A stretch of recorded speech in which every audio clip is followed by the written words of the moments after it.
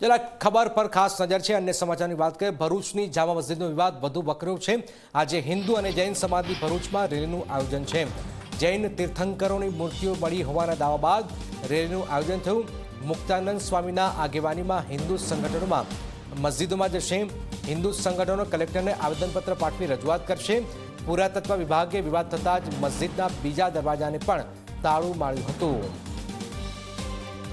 તો એક તરફ આપ જોઈ રહ્યા છો કે ભરૂચમાં હવે આ મામલો જામા મસ્જિદનો વિવાદ વધુને વધુ ઉગ્ર બની રહ્યો છે, જેમાં જૈન સમાજ કહી રહ્યો છે કે તીર્થંકરોની મૂર્તિઓ છે એ મળી આવી છે એ વાત કરી રહ્યો છે અને એના લઈને આજે આવેદનપત્ર આપવાની વાત કરવામાં આવી રહી છે। તો આજે હિન્દુ અને જૈન સમાજની આ રેલી હિન્દુ સંગઠનો કલેક્ટરને આવેદનપત્ર પાઠવી રજૂઆત કરશે। તો ભરૂચની અંદર રવિ અમારી સાથે જોડે છે। રવિ, જે રીતનો વિવાદ વધી રહ્યો છે, આજે આવેદન પણ આપવામાં આવી રહ્યું છે જૈન સમાજ અને હિન્દુ સમાજ દ્વારા। રવિ, શું સ્થિતિ છે ત્યાં?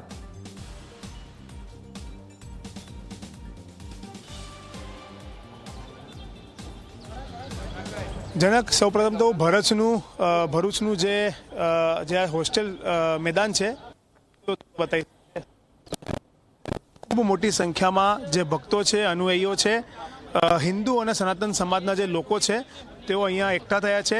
મહારાષ્ટ્રથી પણ લોકો આવ્યા છે, ભરૂચથી, ગુજરાતથી, અલગ અલગ જગ્યાથી તમામ લોકો અહીંયા આવ્યા છે અને આપ જોઈ શકો છો કે લોકોના હાથમાં ભારતનો જે તિરંગો છે તે જોવા મળી રહ્યો છે। સાથે લોકોના હાથમાં જે પોસ્ટર છે કે ઇતિહાસ નહીં મિટને દેંગે, ધરોહર નહીં મિટને દેંગે, તે પ્રકારના પોસ્ટર છે। સાથે ધર્મ બચાવો, રાષ્ટ્રીય ધરોહર બચાવો, તે પ્રકારના પોસ્ટર સાથે તમામ જે સાધુ સંતો અને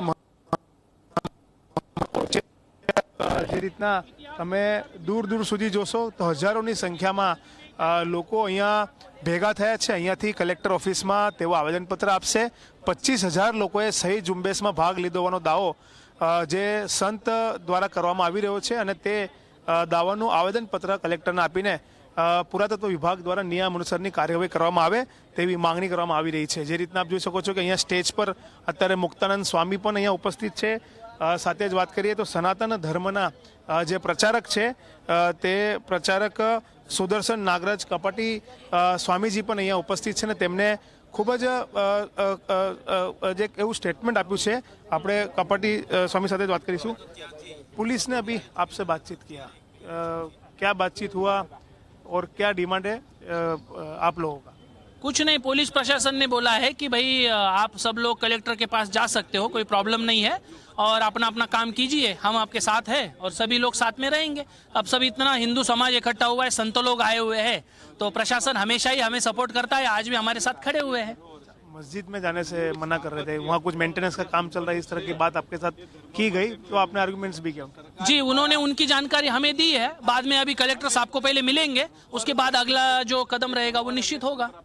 डिमांड क्या है? ये जो स्थल है वो स्थल किसका स्थल है? क्योंकि वहाँ तो नमाज अदा होती है। वो स्थल कोई भी हो, वहाँ नमाज अदा होती है, इसका मतलब वो मस्जिद हो गया ऐसा नहीं होता। नमाज तो खुले में भी अदा होती है, इसलिए उसका कोई नमाज अदा होती है इसलिए वो मस्जिद नहीं है। लेकिन वास्तु हिंदू की है, उस तरीके से वो हिंदू की वास्तु है। वहाँ पर मूर्तियाँ भी मिली है, मस्जिद में मूर्तियाँ नहीं मिल सकती, ये तो हम कोई भी कॉमन जान सकता है ना। तो वहाँ जाएंगे आज आप? नहीं, आज जाने का जो डिसीजन है वो कलेक्टर महोदय को पहले मिलेंगे, उसके बाद वो सब समिति डिसाइड करेगी। સમિતિ ડિસાઇડ કરશે। મુક્તાનંદ સ્વામીજી પણ છે, તેમની સાથે બી વાત કરવાનો પ્રયાસ કરીશું। સ્વામીજી, લાઈવ ચાલી રહ્યું છે, શું કહેશો? જે રીતના અહીંયા તમે બેઠા છો, फिर से बताया શું તમારી ડિમાન્ડ છે? અહીંયા તમે ભેગા થયા છો, હમણાં જ મારે વાત થઈ છે આપને કે મૂળભૂત ત્યાં આગળ નીતિ નિયમોનું પાલન કરવા હોય અમારી મૂળભૂત ડિમાન્ડ છે। ESIના નીતિ નિયમોનું ત્યાં પાલન થાય એ અમારી ડિમાન્ડ છે। ESIના નીતિ નિયમોનું પાલન થાય તે પ્રકારની ડિમાન્ડ સાથે તમામ જે લોકો છે તે ભેગા થયા છે। હું ફરીથી તમને જનક બતાવવાની કોશિશ કરીશ કે અહીંયા જોઈ શકો છો કે ખૂબ મોટી માત્રામાં મહિલાઓ પણ પ્લેકાર્ડ સાથે એમના જે બેનર્સ છે, ધ્વજા છે તેની સાથે જોડાયા છે અને તેમની એક જ ડિમાન્ડ છે કે પુરાતત્વ વિભાગ જે નિયમસરની જે કાર્યવાહી છે તે કાર્યવાહી કરાવે, તેનું પાલન કરાવે। કારણ કે જે રીતના મૂર્તિ મળી હતી અને જે વાયરલ થયો હતો ત્યાર પછી આખો જે મામલો છે તે વધારે કહી શકાય કે મામલે વધારે તૂલ પકડ્યો અને કહેવામાં આવી રહ્યું છે કે આ મસ્જિદ નથી પરંતુ ચક્રધર સ્વામીની જન્મ ભૂમિ છે, જન્મ સ્થળ છે અને તેને લઈને તમામ લોકો માંગણી કરે છે. આપણે જે સંવાદદાતા છે ભરૂચના વાસુભાઈ, તેમની સાથે વાત કરીશું.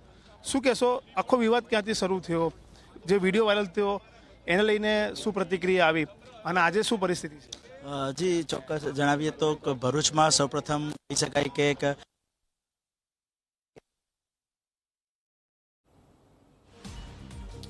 તો ભરૂચમાં જામા મસ્જિદનો વિવાદ વધુ ને વધુ ઉગ્ર બની રહ્યું છે. આપ જોઈ રહ્યા છો મુક્તાનંદ સ્વામીની આગેવાનીમાં આ રેલી જૈન સમાજ અને હિન્દુ સમાજે રેલી કાઢી છે અને આજે કલેક્ટરને આવેદન આપી રજૂઆત પણ કરવામાં આવશે. આ મામલો વધુ ને વધુ ભરૂચની અંદર હાલમાં ગરમાઈ રહ્યો છે.